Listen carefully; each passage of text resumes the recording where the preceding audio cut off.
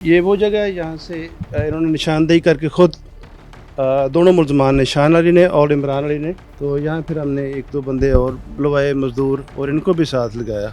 तो 5 घंटे बाद हमने लाश को रिकवर कर लिया। ये वो घर है जहाँ पर इतना बड़ा जुल्म हुआ और जो इन्वेस्टिगेशन ऑफिसर है मंशा साहब वो बता रहे हैं कि इस घर में ये नहीं कि उन्होंने सिर्फ दबा दिया या दफना दिया बगैर गुस्ल के, बगैर कफन के लाश को, लेकिन वो यहाँ पर रहते भी थे। यानी एक तो था किसी जगह पर दबा दिया जाए, दफना दिया जाए और लोग वहां जाते नहीं है।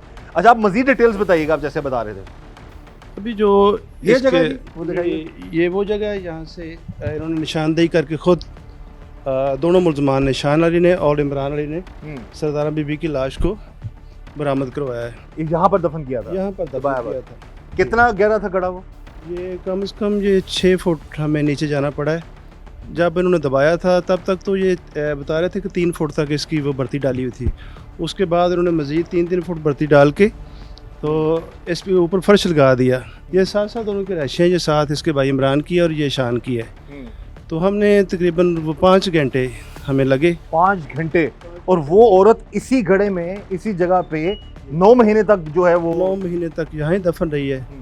तो फिर ये जो मदयान है, हमने वो इसके CDR पे काम किया। वो हमें जो वो लास्ट सीन चाहिए होता है, वो जो भी मर्डर के केस में जो ट्रेस नहीं होते, उसका लास्ट सीन क्या था मरने वाले का। तो फिर हमने CDR ली। तो लास्ट जो है वो कॉल थी वो शान अली की, वो मकतूला से थी। फिर हमने इनको शाम में तफ्तीश किया। उनका जायदाद का तनाज़ा था। इनकी जो फूफी थी उसके पास इनके दादा का घर था। ये चाहते थे कि ये हमें मिल जाए, इसकी वजह से थोड़ा सा तनाज़ा था उनके साथ। तो जब ये थोड़ी सी बात जो है वो इनको पता चला कि हम पे शक कर रहे हैं मदई, तो मदइयों ने इनको बाकायदा तौर पे नामजद करवाया है मुकदमे में। फिर हमने इनको शाम में तफ्तीश किया। फिर ये हमें चक्कर देते रहे, घुमाते रहे कि हमने वो रावी में उसको फेंक दिया है। तो फिर हम इसको निशानदेही के लिए वहाँ लेके गए, इनको अलग-अलग लेके गए। इनके बयान आपस में नहीं मिल रहे थे। तो फिर हमने मज़ीद इंटरोगेशन की इसमें।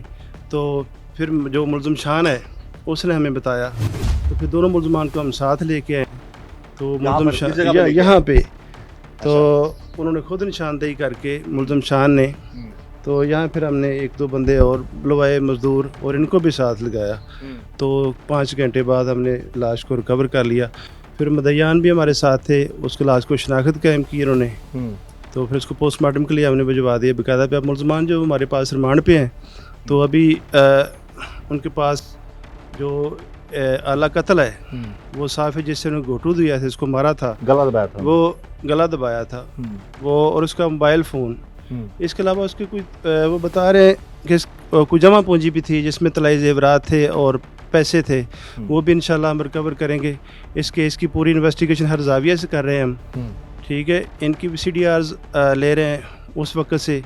मकतूला की तो हमने पहले ले ली थी। इंशाल्लाह इसको हक़ाइक़ पर यकसू करेंगे जल्दी। तो ये वो जगह है, अब यकीन करें रोंगटे खड़े हो जाते हैं। आप बता रहे थे कि इसी घर में इसको दबा के दफना के इसी घर में रहते भी रहे हैं वो लोग, फैमिली भी रहती है वो लोग, फैमिली भी। ये दोनों भाई ये साथ साथ इन्होंने रहायश ली हुई है। ये इमरान की रहायश है और ये शान की है। उसकी अपनी फैमिली भी इधर ही थी। सबसे जुल्म की बात जो है कि इनको पता भी है कि यहाँ पे दफनाया हुआ है अपनी फूफी को, और ऊपर ये लोग रह रहे हैं।